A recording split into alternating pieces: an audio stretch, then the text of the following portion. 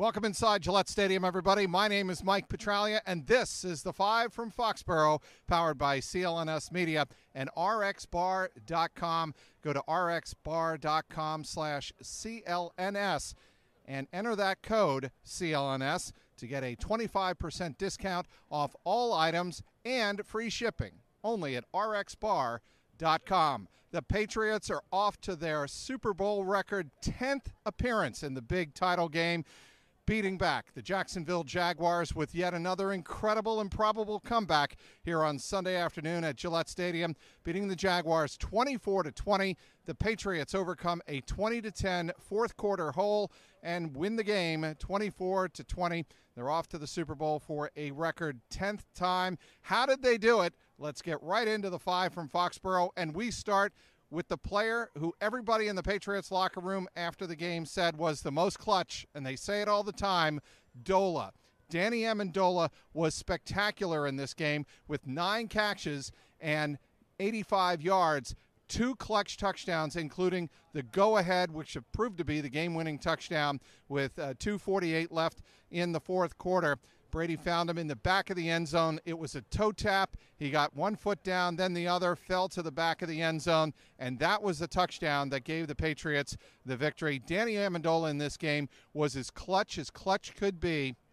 His punt return of 35 yards set up the first touchdown of the fourth quarter. And then, of course, he was huge again on third down. Tom Brady faced a 3rd and 18 at his own 28-yard line, and he found Danny Amendola, as he almost always does, it seems, especially this year without Julian Edelman. Found him over the middle for 20 yards out to the Patriots' 45-yard line. Patriots were able to convert in clutch situations down late in the game, and that's why they were able to overcome not only the 20-10 fourth quarter deficit, they were able to overcome a 17-3 hole with some clutch receiving from Danny Amendola and Brandon Cooks. Brandon Cooks had his first career postseason game of over 100 yards. He was also big in this game. He was big in that first half when the Patriots were driving, desperately needing a score before halftime. He drew a pass interference call that set up the first Patriots touchdown run of the game by James White. Point number 2 here in the 5 from Foxboro, Tom Brady and his right thumb. There was a lot of concern, a lot of conjecture coming into this game as to whether or not Tom Brady would be effective and able to throw the ball to all parts of the field offensively. On the second throw of the game, he threw a dart for 31 yards to Brandon Cooks down the right seam, and it was at that point you knew Tom Brady was ready to go in this game. He finished a very effective game in this game, 290 yards passing, and he was able, obviously, to find Danny Amendola for a couple of touchdown passes in this game. Tom Brady in the clutch down in the fourth quarter was able to convert on 3 different key third down situations. That was a big reason, obviously, the Patriots were able to come from behind in this game and win it.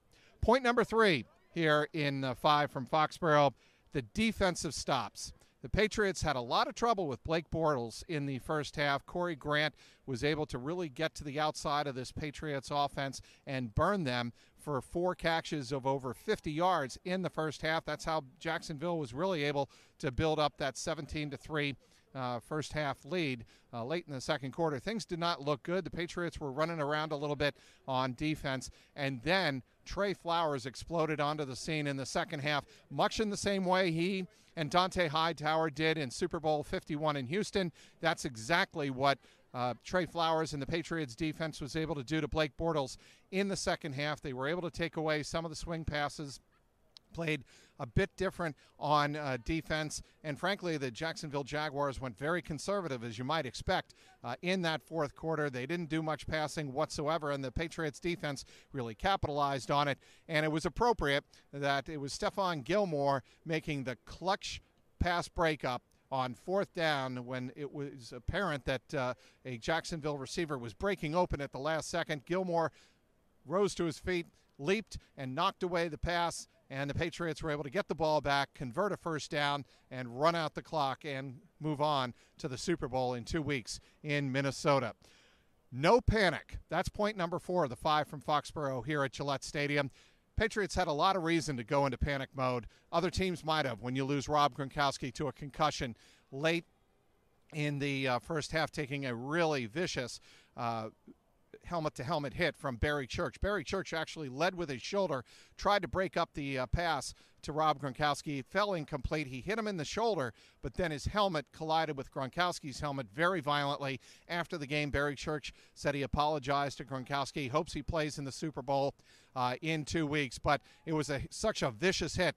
Rob Gronkowski went to the tunnel before halftime, went to the Patriots locker room. He did not come out for the second half, and he was ruled out for the game. Obviously, that'll be a huge storyline leading into Super Bowl 52 in Minnesota, Rob Gronkowski's availability. But again, no panic as the Patriots were able to move down the field, get that clutch touchdown before halftime. I asked Bill Belichick how important it was, and he said not necessarily because they got the ball to start the third quarter, he said, but Bill said the real important thing is we weren't doing anything offensively, and to get that kind of momentum going in before halftime was really, really significant.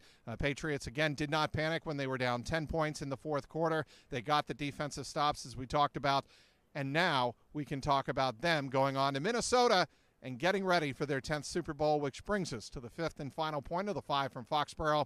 Getting ready for Minnesota. The Patriots will be no strangers to the big game, of course. They've been through all of this before. They know the preparation. They know the routine. And one would expect, even if it's, the Minnesota Vikings or the Philadelphia Eagles, whoever they face, they know that they will be there, and it will be almost like a routine regular season game. That is really big for a team like the Patriots going up against a team that may be facing some Super Bowl jitters for the first time. The Patriots know that they have a chance to make history again, becoming just the second team with 6 Super Bowl titles. Obviously, the Pittsburgh Steelers have 6 Super Bowls. The Patriots are now there for a record 10th time. It'll be interesting to see how the Patriots go through their preparations in the next 2 weeks, and certainly they will enjoy the experience. Devin McCourty said after the game, "We never take this for granted. We know how hard it is to get here, and we're going to savor this for the next 24 hours. We've earned it." I don't think anybody in Foxboro, I don't think anybody in New England would disagree with Devin McCourty on that point. That is the 5 from Foxboro. Your final score again. The Patriots rally just like they did in Super Bowl 51. They come from behind and beat the Jacksonville Jaguars in the AFC title game 24-20. We'll have you covered up until the Super Bowl and throughout the Super Bowl. Yours truly will be in Minnesota covering it for CLNS Media. This has been the 5 from Foxboro, powered by CLNS Media and rxbar.com.